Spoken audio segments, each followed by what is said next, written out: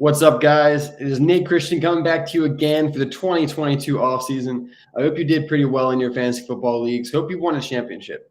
I will say for myself, I only won one championship this year. It was in my Dynasty Owner League, though. So, power to me. Make sure you check out these NFL draft prospects I'm giving to you all offseason. And hey, maybe you can win your Dynasty Owner League too. Takes a smart cap management, takes really good rookies. Where it comes down to. So, without further ado, let's talk about my RB1 for the 2022 draft, and that is Breece Hall. And Breece Hall, coming out of Iowa State, we've seen some guys come out of Iowa State before, notably David Montgomery. And Breece Hall is the only two-time All-American from Iowa State, only All-American unanimous. That's what he did last year. He's been a top running back ever since he stepped foot on the college football field, coming in at 6'1", 220 pounds. He's only 20 years old. So, he fits a lot of everything that we like. He fits the analytics mold. He fits the tape mode. Everyone likes Breece Hall. There are a couple questions about him, and we'll definitely go over that. But right now, he's the prototypical running back with that size. He's got enough speed. He has the production out of college. He has over 4,600 scrimmage yards over his 3 years and 56 total touchdowns. His true freshman year in 2019, he had over 1,000 scrimmage yards for the Cyclones. He's been just going at it since the day he got on the field. With a total of 46 touchdowns for the past 2 seasons, he has a nose for the end zone. And he's also got receiving ability. He's shown us he has the ability to catch the ball out of the backfield, with each season having over 20 receptions. And this last season, he had a career high 36 receptions. So a true do-it-all running back. He's headed to the NFL draft. And I'm excited to see where he's going to go. But first and foremost, let's talk about some of Breece Hall's strengths. So I already talked about the 6'1", 220 frame. Let's get a bit more into that. He reminds me kind of the NFL running backs from like the late 90s, early 2000s, the big pads.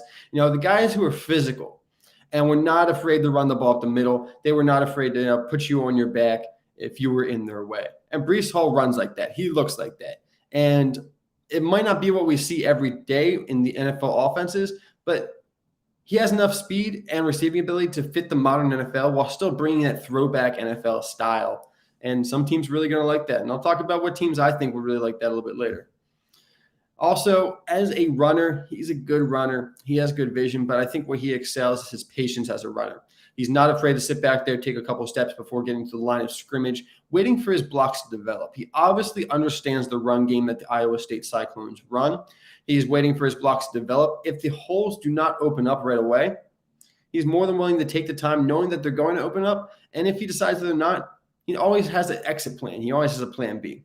So he's not a guy that I'm worried about too much. Running into his blockers at the next level. He's a guy that's going to be able to find holes, trust his blockers, and as long as he has a decent O-line around him, he's going to get us yards.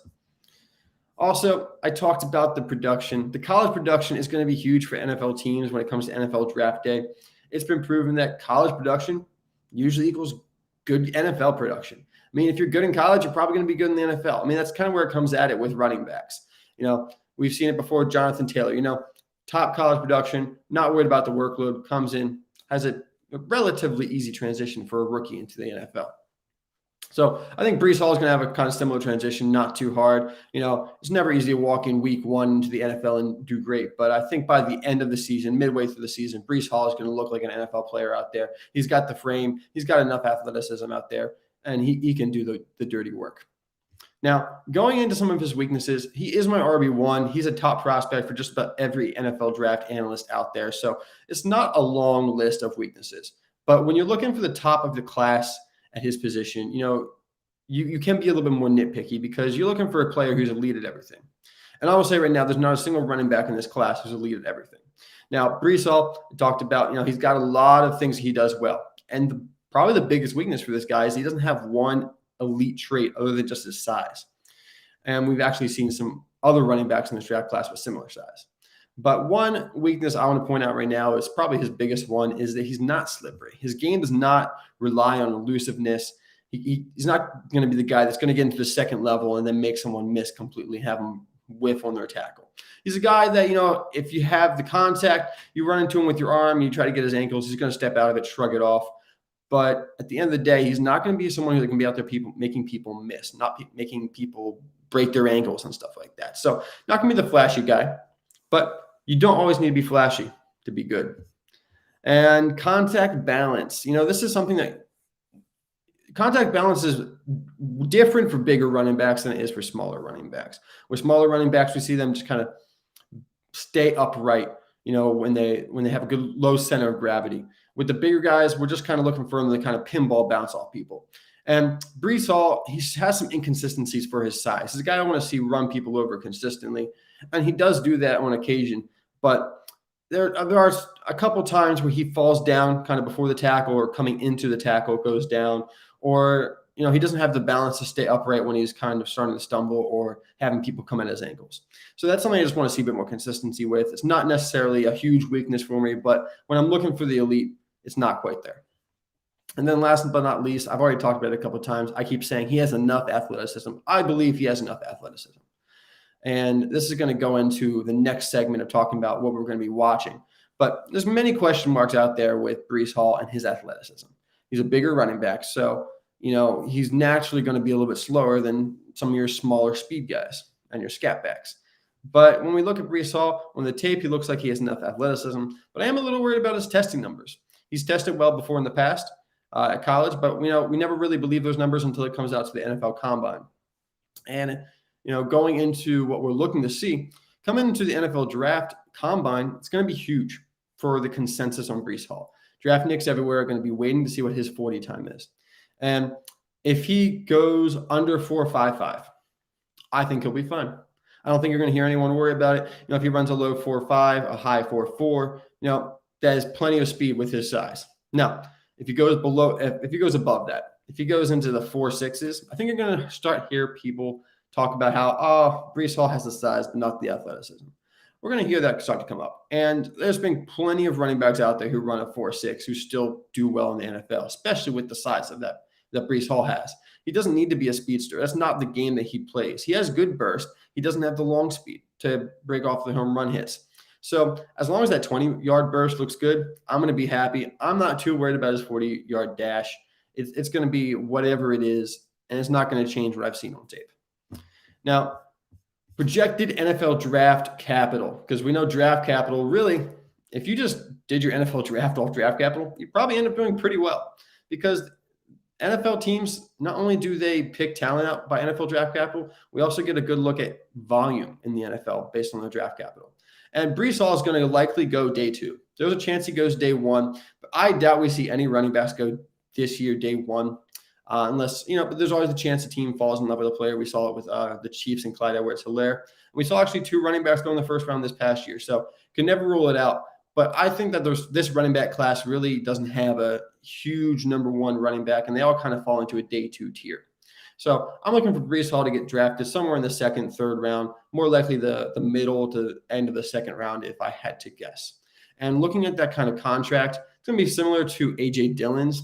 I would say about first year, about $1.3 million a year over the 4-year contract of the rookie contract. So, a good value because Breece Hall's going to be coming in, and I would say give you RB2 production. I don't know if he's an RB1, if he offers that much upside. The touchdowns could be there. I think that's the way that Breece Hall becomes an RB1. If he does, it's the touchdowns. He has a great nose for the end zone. Other than that, I don't think he has the elite talent to be a consistent RB1 a la Zeke or Jonathan Taylor. But if you're looking for RB2 consistent, I hate to helmet scout, but fantasy production probably similar to David Montgomery. So for a rookie contract, you always want a player like that. And now we go into the teams that could use a player like Breece Hall. And 2 teams really stick out to me. Number 1, first and foremost, the Miami Dolphins. They have been looking for a running back to use. We have the coaching change, so who knows what direction they're going to go in. But to me, Tua Tagovailoa is a play action kind of quarterback. He's not a gunslinger that I want to rely on throwing the ball 40, 50 times a game.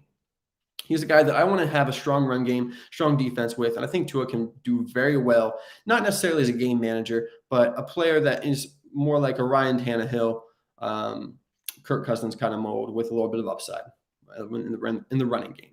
So in that vein, I think Breece Hall would be a great fit for the Miami Dolphins. They have a lot of draft capital into the offensive line, And if they have a good offensive line, Breece Hall is going to eat. So Breece Hall, somewhere to the Miami Dolphins in the second or third round. I think that would be a great fit for him. Another place I'd love to see him land would be the Atlanta Falcons. They have Arthur Smith over there, who came from the Tennessee Titans a couple years ago. And if he's looking to create anything like what he had in the Tennessee Titans with Derrick Henry, Breece Hall is a pretty good pick here in this draft. Not that Breece Hall is Derrick Henry, but it gives you the same kind of workhorse, bell cow size, a player that you can work a lot off in between the tackles and then run play action off of. And I think that is something that, most teams can do well with. If you have a strong run game, a strong defense, you can win most games despite whoever your quarterback is. And if you got Matt Ryan for 1, maybe 2 more years, this is a great way to extend his career, keep him healthy, and not ask him to do too much. So Dolphins, Falcons, there's a couple other teams. Breece Hall is pretty landing spot proof, I would say. He's going to be a good running back no matter where he goes. But I think those 2 teams fit him the best. So that is it. That is Breece Hall. Thank you so much for watching. Make sure you subscribe and like below. Check me out on Twitter at InnateNFL and all the content I'm doing over at the Dynasty Rewind. Until next time, just wait to see who we're talking about. Until then.